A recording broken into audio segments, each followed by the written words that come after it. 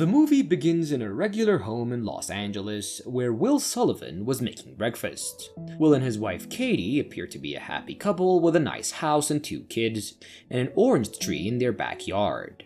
However, things aren't as perfect as they seem. Their house is surrounded by a fence with barbed wires, and there's tension between Katie and Will. He works at a garage, and there's a strange atmosphere there as well. We learn that their 3rd son, Charlie, was taken when aliens invaded. Will decides to rescue Charlie, but his plan goes wrong when a rebel group causes an explosion. Katie rides her bike around town where she sees pictures of missing people and soldiers taking others away. She visits a woman who makes insulin, and we discover that people now trade goods for essential items. Katie tries to trade wine for insulin, but when she suspects the insulin might be bad, she leaves after pulling out a gun. When Will doesn't come home, Katie becomes worried, and she sets out to find him, even though it's almost curfew. She visits Carlos, one of Will's co-workers, but he has no idea where Will is. As Katie leaves, drones appear, and she hides under a van to avoid being caught.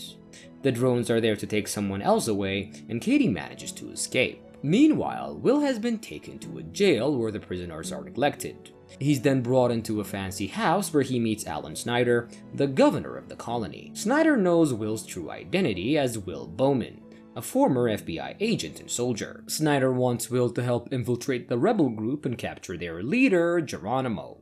If Will refuses, his family will be sent to a place called the Factory, which doesn't sound all that pleasant. Katie sees help from a rebel fighter named Broussard, and she continues her search and learns about an explosion in Santa Monica while visiting a hospital. She manages to steal insulin for her nephew when the nurses were distracted. When she discovers what happened to Will, she calls Broussard and they communicate in code. When Will finally returns home, there's a heartfelt reunion with his family. He tells Katie the truth about his situation and his past, and he reveals that he was caught while attempting to rescue Charlie. Will also discloses that he's been offered a job to hunt down the rebels, which Katie isn't happy about.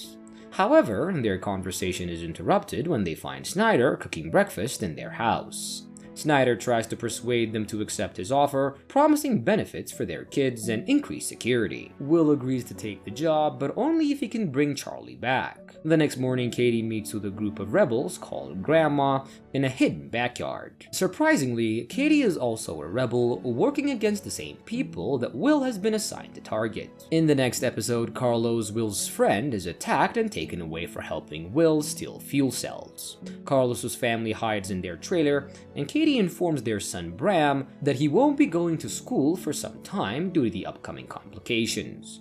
Meanwhile, Will starts a new job at a security headquarters, which he discusses with Katie. When Will meets his new team at work, he's surprised to learn that he's not in charge, and his boss Phyllis isn't present to negotiate with him. Their first task is to find Andrew Hines, the man responsible for the explosion that caused trouble for Will. Will is given an important badge for the mission, and Will teams up with a man named Beau, who gives him a choice of weapons. They go to the apartment of Andrew's ex-girlfriend, Teresa. Will chases Andrew when he tries to escape and successfully captures him. Drones appear but quickly leave without causing any harm. Back at headquarters, Will discovers that Carlos is in jail but feels very guilty. He reveals his true identity, making things worse. Will promises to help Carlos and takes his case to Phyllis, who agrees to assist. Carlos's family seeks refuge at Will's house. On the 341st day of the occupation, a man rides his bike to an empty building. He grabs a loudspeaker and starts telling a story. His story is about a man named Tom who faced terrible things and ended up planting a bomb in a truck. The man on the bike warns everyone listening not to wait until their families are in danger. Even though he's been tracked, the man remains unknown, and meanwhile, Bram, Katie, and Rachel join their friends on a mission for the resistance. Katie is a bit nervous, but her friends reassure her that she'll do just well. Things get chaotic when they create a distraction by throwing a dummy in front of a truck, and Katie gets scared when a young fighter named Justin Kim gets shot. She tries to help him, but Broussard ends his suffering. Drones show up and start shooting people for no reason. Katie goes back home and avoids talking to her daughter's tutor, and she was haunted by what she saw and tries to deal with her PTSD. Will interrupts her and they have an intimate moment together, and afterward, Will asks Katie about what happened, finding it a bit random. Before they can talk more, Will is called to investigate the raid that Katie was involved in. The truck that was destroyed was heading to the green zone, and Will finds Justin's body and realizes someone tried to help him. Phyllis, who has access to information, leads Homeland Security to raid Justin's house. Will sees Justin's parents being taken away, but couldn't really do anything to help. Back at home, Will checks on Katie, worried about her well-being. She lies and apologizes for complaining about his job. They have a touching moment, growing closer emotionally and physically. At the Renaissance hideout, Broussard explains how Homeland Security beat them to Justin's house. Katie meets Broussard in a park, still shaken. Broussard encourages her to gather more information. In the next episode, a team of Red Hats, who are like SWAT, go into a school and attack students. They search lockers and forcefully take students away, and one of the Red Hats, Broussard, is someone we know. Broussard tells his resistance friends that they're starting to understand the patterns of the collaborators. Meanwhile, Will visits Phyllis at Homeland Security and earns respect from her and his colleagues. This is good for him because he wants a deal to get his son back. On the other hand, Katie helps the resistance by setting a fire in her own home, and after putting it out, she calls the fire department. When Will arrives, he was angry and worried to find Homeland Security searching their house. Everyone becomes suspicious of each other, and Jennifer, who blames Katie, takes her to headquarters. Katie does this to have a meeting with Phyllis and find out who her husband's boss is. She wanted to pass on information. After the Red Hats bring Katie home, Will confronts Brom about the tapes. Brom tells his father that he knows when and where Geronimo's messages are broadcast because there's a hidden signal on the back of the posters. And Will promises to fix the situation. Meanwhile, Katie goes to the Resistance hideout, but Broussard isn't there, and they talk in code about the reasons. Katie sees people coming and going from the green zone and is asked to identify Will's boss. Katie is hesitant, but agrees when she's guaranteed her husband's safety. Little does she know, her actions will set a new plan in motion. Geronimo, who may or may not be the real Geronimo, gives another address about the previous raid. This time, we see his face, and he doesn't hide after the broadcast. Will and his team track him down and capture him, and Will blames him for the fire, but then realizes he may not be the true mastermind. Unfortunately, Snyder claims that they've caught the person responsible, which disappoints Will, and Will believes that Geronimo is actually in the green zone, and Phyllis tells Will that she destroyed Brom's tapes.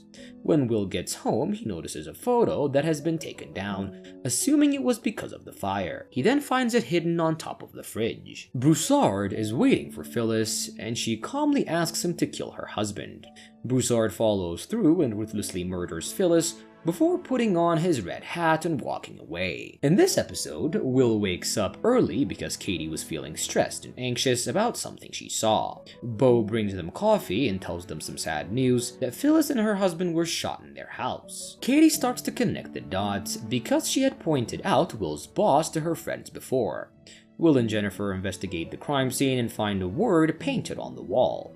Snyder, Will's boss, agrees that this is not good. Will thinks that Geronimo lives in that area where Phyllis was shot because it would be hard for someone else to get there. Snyder warns them to find Geronimo, and they catch a kid who was putting up posters and get information from him. Broussard tries to make it look like he killed himself using someone else's body. Katie tries to find Broussard but can't, and she figures out a secret message and meets him at a cliff. Broussard asks if Katie told Will about her family, which makes her mad. Jennifer finds out who Broussard is and learns that he had a son in the military. Rachel surprises Katie at the Yonk and finds out about Broussard's role in the bombing. Rachel says Broussard trusts Katie, and Katie warns Broussard about Will coming, but when the Red Hats search Broussard's house, they find nothing, and Will finds a book connecting it to Katie's work with the Resistance, confirming that Katie is working with them. In the next part, things get tense at the Bowman house, and Will tells the kids about someone named Charlie without asking Katie first, which makes her mad.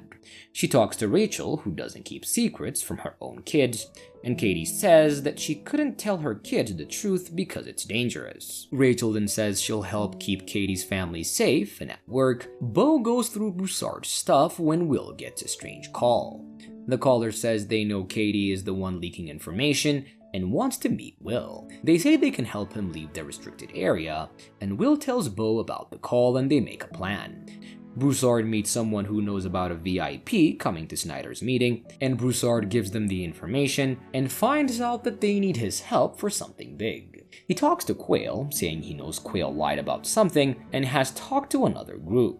Katie was mad at Will for telling the kids about Charlie, and he doesn't say sorry because he thinks they deserve to know. But he does apologize for what Quayle did, and Katie warns Broussard about Will coming. Broussard doesn't think Quayle betrayed them and asks Quayle about his ties to the occupation. Snyder, Will, and Quayle have a meeting, and Quayle says he wants to leave the colony, and they talk about bringing in Broussard with red hats and watching him.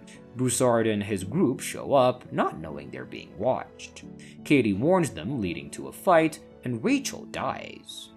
Will talks to Quayle and unexpectedly shoots him many times.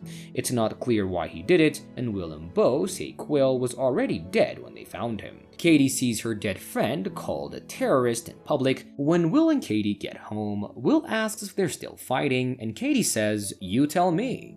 And Will says his day was good, and Katie says hers was good as well. In the second to last episode of the TV show Colony, things get really intense. It's been a year since the arrival, and a group of people gather in K-Town to remember their lost loved ones. They release balloons with pictures of them, but their peaceful gathering is interrupted by a troublesome group called the Red Hats. Chaos breaks out, and a father sadly loses his son. Will, one of the main characters, checks out the mess after the chaos and talks to a guy named Bao. Bao tells him about what happened in K-Town, and Will sees a chance to sell a story to Snyder, who was already upset about the riots. Will makes up a story about a resistance meeting at an armory downtown, and Snyder, not fully believing but interested, lets Will and Beau investigate as long as they bring La Raza along. Katie, another one of our main characters, meets up with Broussard, and she's annoyed that he hasn't been in touch. He explains that he wanted to give her space, and they visit a building where a new resistance group is based and meet Eckhart, Morgan, and BB. They talk about intercepting an important person at the metro, but Katie was unsure about blowing up a train. She's reassured that it won't be completely destroyed. Maddie, who works at an art gallery, gets emotional while looking at a painting she and her husband bought before the arrival. Nolan notices her upset, but their moment is interrupted by Cynthia, who threatens Maddie's job to get her to help in the kitchen. Maddie confronts Cynthia and offers to help in exchange for a promotion, which Cynthia agrees to. Maddie successfully gets promoted by recovering valuable art. Will and Beau keep watch on a building and find a deserted top floor with a view of Los Angeles. They realize their plan to escape to the mountains won't be easy because of the damaged buildings and empty streets. To create a distraction, Will hides evidence in plain sight, and he and Beau pretend to shoot at each other. Their team comes running, and Lazara finds a hidden map. They take the map to Snyder, who tells them about a tunnel found beneath the wall, and Will tries to convince Snyder to set a trap instead of closing the tunnel. Katie practices her shooting with Broussard, and they talk about a mission that involves killing someone. Broussard tries to make Katie understand how serious her decision is, and Katie goes back to work and is surprised to find Will there. They remember their early marriage days and their dream of living in the mountains, and Will asks if she still chose that life if it meant being together with the children, and Katie says yes, but it's not clear if she means it. Nolan meets with Snyder and talks about a chief minister's visit and a proposal to take over the block. Nolan claims to not know about these events, but Snyder doesn't trust the Green Zone anymore. Snyder later searches Nolan's house to find a valuable portrait. Nolan says he didn't know it was there, and Maddie defends herself by saying she's just an assistant, and Nolan presents the proposal to Snyder and declares they'll fight to keep their jobs. Katie gets ready for her mission, and her son Bram is also preparing equipment. However, Katie tells Bram that he needs to stay home and watch his sister because she has something important to do.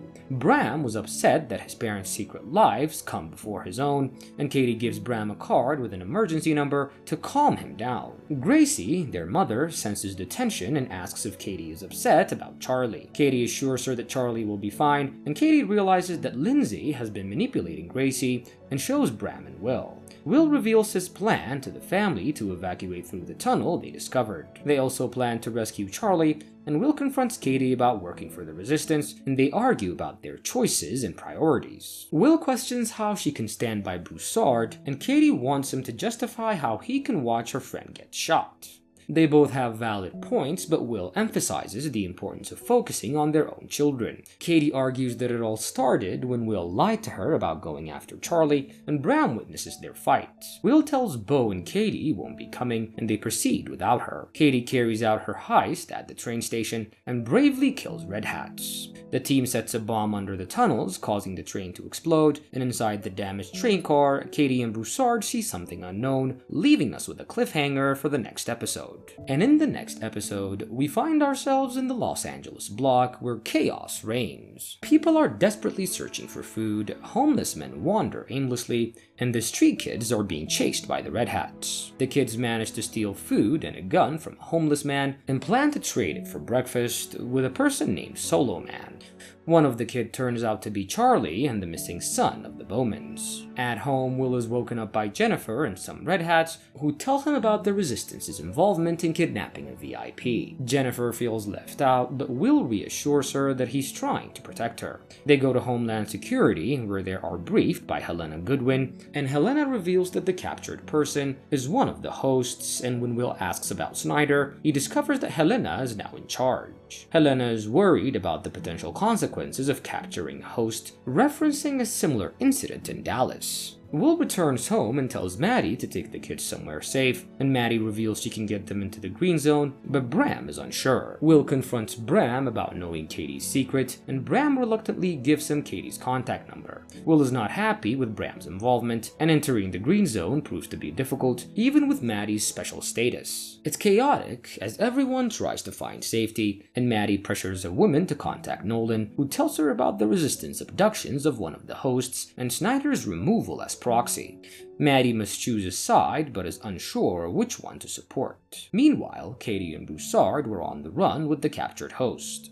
Broussard wanted to interrogate him, while Katie leans toward killing him. They discover the host has a tracking device, but they find a way to block it. They plan to bring the host to their base, but the city was on a lockdown due to the VIP kidnapping. Morgan distracts a Red Hat so that Broussard can defeat him and take their car, and this experience makes Morgan realize the harsh reality of the situation. It's interesting to see Katie stepping up as a leader, and Morgan becoming like the old Katie from the beginning of the season, strong but inexperienced in the consequences of war. Katie now provides support and comfort, just like Broussard and Rachel. As they drive away, they witness a drone attack, and they try to get the drone's attention, but unfortunately their plan goes wrong, and a building gets destroyed. The level of destruction shocks Morgan and Katie, making Morgan question their responsibility. When they get back to their hideout, Katie realizes that holding on to the host will only cause them more trouble, and the phone rings and Katie acts like it's her son, but it's actually Will who's worried. She keeps her chat with Will vague so others don't know she's talking to her husband, who's really into his job. Meanwhile, ex-proxy Snyder visits a hippie place to see his daughter Cynthia. They're not close, and Snyder feels bad about what he did before, and he tells Cynthia that he's quit as proxy and warns her that things in the city are going to get worse. He offers her a pass to leave, but Cynthia was not sure because she feels safe where she is and is mad about how her dad treated her mom.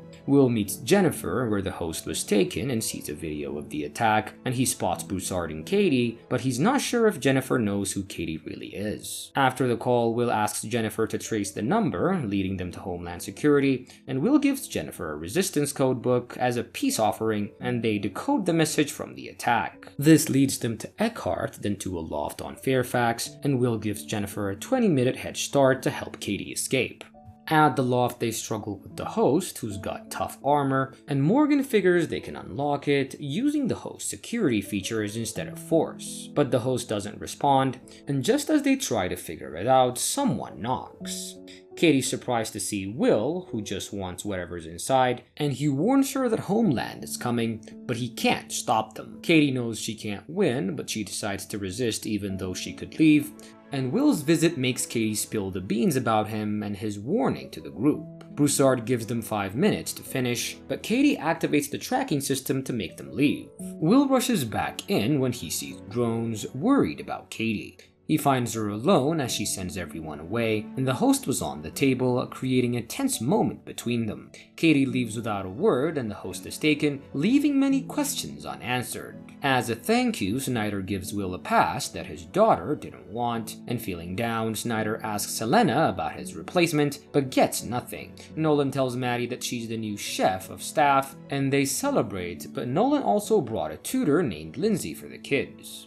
The end leaves everyone unsure, and Bram and his teacher are stuck in a tunnel, and Snyder sadly looks at his office, escorted by Homeland, and Jennifer stares at the empty desk, and Will drives away, and Katie comes home to a dark house, not knowing where her husband and family are. This shows Broussard's point that fully committing to the life might mean being alone. As the season ends, it's revealed that Katie's being watched, probably by alien hosts. And with that, the movie ends. We hope you enjoyed our recap. Like the video and subscribe to our channel for more amazing recaps. See you in the next one.